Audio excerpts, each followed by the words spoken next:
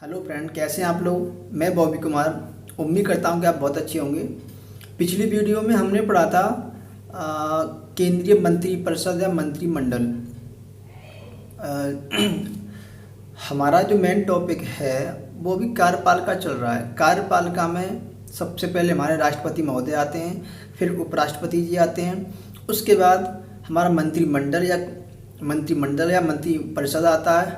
उसके बाद उस मंत्रिपरिषद के जो वास्तविक हेड होते हैं कौन होते हैं? प्रधानमंत्री जी। और नाममात्र जो हेड होते हैं वो राष्ट्रपति जी होते हैं। तो आज हम यही करेंगे डिस्कस, जो प्रधानमंत्री जी की नियुक्ति कैसे होती है, वो शपथ के किसके सापेक्ष लेते हैं, और वो क्या क्या उनकी वर्किंग है, क्या उनको मतलब शक्तियाँ दिया हैं, क्या उनकी कार्य वगैरह सब हम पढ़ते हैं आज। ठीक है, चलिए हम स्टार्ट करते हैं। तो सबसे पहले मैं आपसे ये कहूँगा, जो इस चैनल पर नए मित्र जुड़े हैं, जो नए फ्रेंड्स जुड़े हुए हैं, जिन्होंने पिछली वीडियो नहीं देखी है अभी, तो पहले मैं आपसे ये उम्मीद करूँगा कि आप पहले जो पिछली वीडियो हैं उन्हें एक बार अच्छे से देखिए और फिर आपको बहुत अच्छे समझ में आएगा ये। ठीक है, तो हम स्टार्ट करते हैं। तो हमारा टॉपिक है प्राइम मिनिस्टर यानी प्रधानमंत्री। देखिए, सबसे पहले मैं आपको एक बात फिर दोबारा बताना चाह रहा हूँ। जो प्रधानमंत्री जी होते हैं, हमारे, वो मंत्रिपरिषद के वास्तविक हेड होते हैं। ये क्वेश्चन मैं आपको बार बार बताता हूँ, फिर दोबारा बता रहा हूँ आज।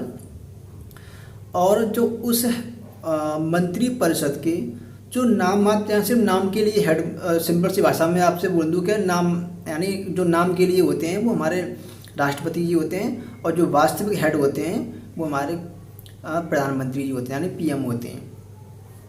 और जो हमारी जो राष्ट्रपति जी के जो अनुच्छेदों में दिया गया कि जितनी भी उनकी शक्तियां हैं सबका यूज हमारे प्रधानमंत्री जी करते हैं। वो तो जो आप जानते हो, जो कार्यपालिका है, जो मोस्टली जो कार्यपालिका हमारी एक जो राष्ट्रपति जी के मतलब अच्छे काम की, राष्ट्रपति जी की सलाह के लिए होती है, या वो काम कैसे चल रहा है या कैसे काम नहीं चल रहा हमारा जो मंत्रिपरिषद के अकॉर्डिंग।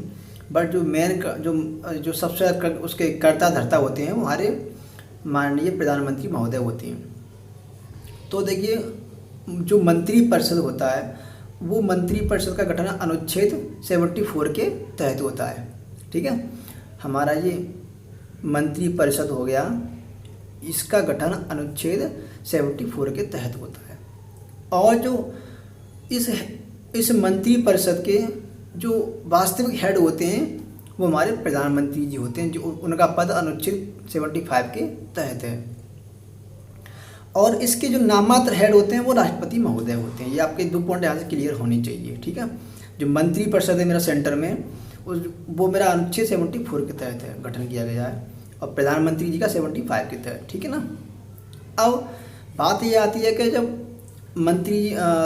प्रधानमंत्री कैसे बनते हैं, तो सबसे पहले आप ये देखिए, जब हमारे सेंटर में एक राज्यसभा है, एक लोकसभा है। जो राज्यसभा है उसे हम उच्च सदन बोलते हैं और लोकसभा को निम्न सदन बोलते हैं।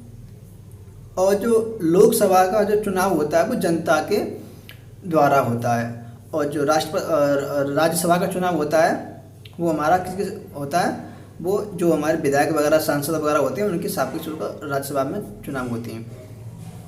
अब जो राष्ट्रपति महोदय यानी जो पार्टियां होती हैं, जैसे कोई पार्टी, जो विभिन्न प्रकार की पार्टियां हैं हमारे देश में, जो पार्टी पूर्ण बहुमत से सेंटर में आई हो, यानी पूर्ण बहुमत यानी जो 50-50 से एक सीट ज़्यादा हो, यानी 50 इधर हैं, मान लो 51 इधर होगी, यानी एक ज़्यादा होगी, तो उसी का मेरा यानी उसी की सरकार बन जाती है हमारी से। तो अब प्रधानमंत्री जी की नियुक्ति कौन करते हैं?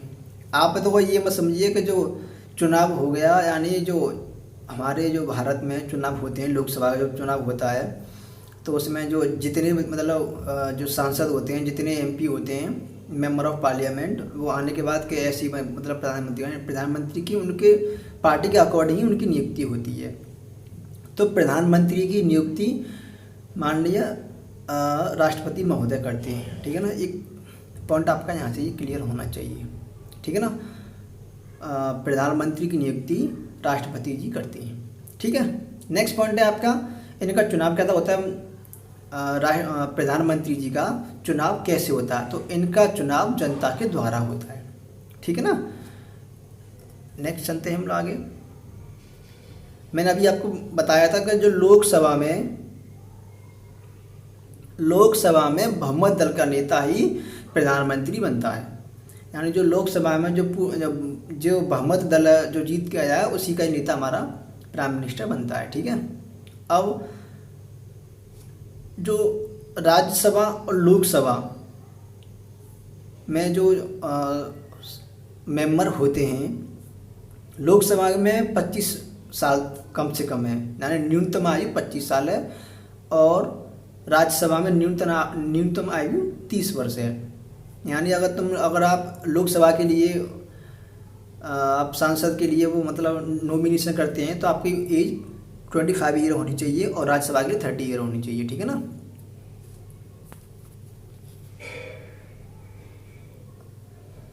और अधिकतम एज लिमिट कोई नहीं है इसकी।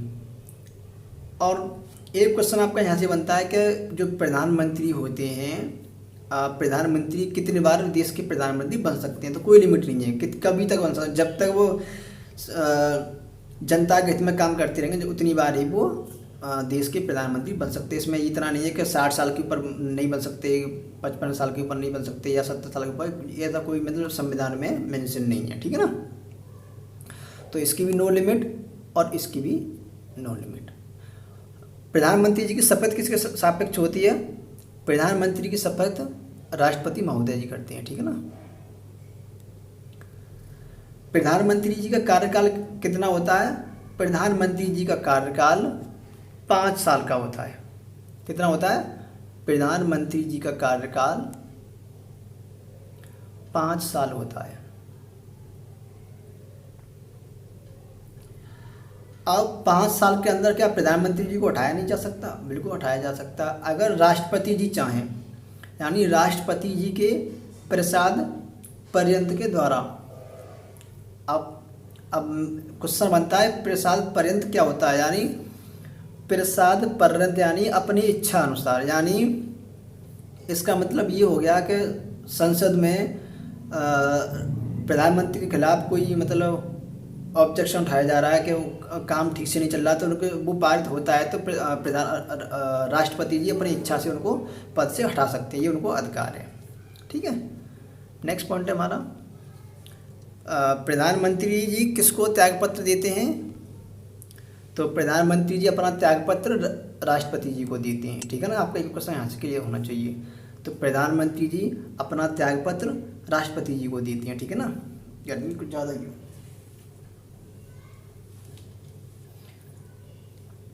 प्रधानमंत्री जी अपना त्यागपत्र राष्ट्रपति जी को देते हैं। ठीक है ना। अब बात यहाँ भी आती है कि प्रधानमंत्री का वेतन कितना होता है, प्रधानमंत्री जी का वेतन क्या होता है, तो प्रधानमंत्री का जो वेतन होता है वो संसद में तय किया जाता है। जो संसद में जितने मंत्री वह होते हैं वो अपने हिसाब से ही अपना वेतन चुनते हैं। इसमें ये नहीं है कि जो एक IAS PCS का इतना वेतन है उनका इतना वेतन है, बट यहाँ पे ये संसद द्वारा ही इन सबका वेतन चुना जाता है कि एक सांसद का इतना वेतन है, एक मंत्री जी का इतना वेतन है और प्रधानमंत्री का इतना वेतन है, संसद में सब तय होता है। ठीक है ना। अब यहाँ तक हमारा क्लियर हो गया। अब हम पढ़ते हैं प्रधानमंत्री जी की क्या शक्तियाँ होती हैं, क्या उनके कार्य होते हैं। ठीक है। तो अब हम उसे पढ़ते हैं। तो आप यहाँ से देख ही रहे हैं प्रधानमंत्री की शक्तियाँ और उनके कार्य, ये हमारे यहाँ से आज मेन हेडिंग है।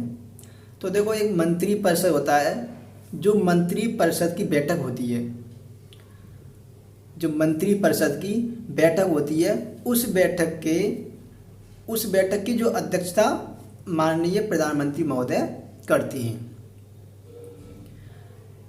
और जो एक पॉइंट आपका यहाँ से क्लियर होना चाहिए, जो मंत्री परिषद की बैठक होती है उसकी अध्यक्षता प्रधानमंत्री के सापेक्ष होती है और मंत्रियों के माध्यम से जो एक विकास का काम होता है उसके भी अध्यक्ष वो भी प्रधानमंत्री के अंदर ही होता है। ठीक है ना। अब नेक्स्ट पॉइंट हमारा राष्ट्रपति जी, यानी प्रधानमंत्री राष्ट्रपति को क्या क्या सलाह देते हैं, यानी प्रधानमंत्री जी राष्ट्रपति जी को सलाह देते हैं कि क्या सलाह देते हैं कि वो अपने हिसाब से मंत्री को चुनते हैं कि ये हमारे हिसाब से मंत्री बेटर है, आप इनको नियुक्त कीजिए, तो उनको राष्ट्रपति महोदय नियुक्त करते हैं। जैसे कि मैं आपको बता दूं, जो कैबिनेट मंत्री होते हैं, वो मंत्री, राज्य मंत्री, कैबिनेट मंत्री में तुम्हारे आपके ये मान लो गृह मंत्री, और रक्षा मंत्री, विदेश मंत्री, जो हमारे मंत्री हैं उनकी मतलब प्रधानमंत्री जी की बताते हैं और उनकी नियुक्ति राष्ट्रपति महोदय करती हैं, ठीक है ना। और जो संसद में जो योजना बनाई जाती हैं वो प्रधानमंत्री की अवगति ही देखभाल करती रहती हैं। अब जो नेक्स्ट पॉइंट है आपका संसद यानी पार्लियामेंट में, यानी लोकसभा जो प्रधानमंत्री जी होते हैं हमारी सलाह देते हैं, जो लोकसभा में जो मंत्री वगैरह होते हैं उनको क्या क्या किस हिसाब से काम करना चाहिए वो अपने हिसाब से वो उन लोगों को बताती रहती हैं। अब संसद में और जो प्रधानमंत्री जी होते हैं वो संसद में मुखिया होते हैं किसके, सरकार के। नेक्स्ट पॉइंट है आपका संसद में सरकार का मुखिया कौन होता है, प्रधानमंत्री, ठीक है ना। और प्रधानमंत्री के और भी कार्य होते हैं कि जैसे एक जो छोटे मोटे जो जिला राज्य स्तर पर जो काम बैठक बुलाना ये सब काम प्रधानमंत्री का अंदर तो हम अन्य कार्य में देखने को मिलते हैं। तो नेक्स्ट हमारा अन्य कार्य में आता है नीति आयोग के जो हेड होते हैं, नीति आयोग के जो हेड होते हैं हमारे वो प्रधानमंत्री जी होते हैं। और अंतर्राज्यीय परिषद की जो बैठक होती है वो उसके प्रधानमंत्री के अंतर्गत होती है। अब अंतर्राज्यीय परिषद से तात्पर्य यह है कि जो हमारे राज्य के चीफ मिनिस्टर बोले तो मुख्यमंत्री, राज्यों के मुख्यमंत्री और प्रधानमंत्री के समक्ष जो बैठक होती है वो से हम अंतर्राज्यीय परिषद बोलते हैं। उसके जो हेड होते हैं माननीय प्रधानमंत्री महोदय होते हैं। तो हमारा आज के लिए इतना ही था इस वीडियो में कि प्रधानमंत्री जी की नियुक्ति कौन करते हैं, वो त्यागपत्र किसको देते हैं, क्या उनका कार्यकाल है, क्या क्या वो देखभाल करते रहते हैं। जो हमारे मंत्री परिषद के वो वास्तविक हेड होते हैं। और राष्ट्रपति महोदय कार्यपालिका के जो राष्ट्रपति महोदय मंत्री परिषद के नामात्र हेड होते हैं वो, और पीएम साहब वास्तविक हेड होते हैं। और सरकार में जो हमारे नीति आयोग के भी हेड होते हैं प्रधानमंत्री जी। मंत्री जो अंतर्राज्यीय परिषद ये भी उसकी अध्यक्षता माननीय प्रधानमंत्री महोदय के अंतर्गत होती है। तो आप यहाँ से प्रधानमंत्री लिए इतना ही है, वैसे तो बहुत कुछ बताने के लिए, बट आपके हिसाब से इतना सफिशिएंट है। आप पढ़ती रहिए और क्वेश्चन लगाते रहिए इसके ऊपर। जो मैं पढ़ा रहा हूँ आपको यहाँ से, देखो मैं आपको क्वेश्चन तो नहीं करवा रहा हूँ इसमें, मैं क्वेश्चन कराने लग गया तो और ज़्यादा टाइम हो जाएगा। आप मान लीजिए मैं आपको चैप्टर बाई चैप्टर पढ़ाता जा रहा हूँ, आप लोग क्वेश्चन को खुद से सॉल्व करिए। कोई चीज़ नहीं आती फिर उसे कमेंट बॉक्स में मुझे कमेंट किया करिए कि सर ये क्वेश्चन मुझसे नहीं हो पा रहा है। और आगे के लिए बस इतना ही है, आप पढ़ती रहिए, देश के लिए कुछ करती रहिए, मैं आपसे ये उम्मीद करूँगा। और जो इस वीडियो पर नए फ्रेंड जुड़े हुए हैं वो चैनल को सब्सक्राइब करो, शेयर कर दीजिए, और वीडियो अच्छी लगे थोड़ा शेयर भी कर दीजिए, थोड़ा अच्छा भी लगता है हम लोगों को, हाँ कि वीडियो शेयर वगैरह हो रही है, ठीक है। तो आप पढ़ते रहिए, पढ़ते रहो, देश के लिए कुछ करते रहो। देश के लिए कुछ करना ही एक अपने लिए बहुत बड़ी बात होती है, ठीक है। ओके, जय हिंद, जय भारत।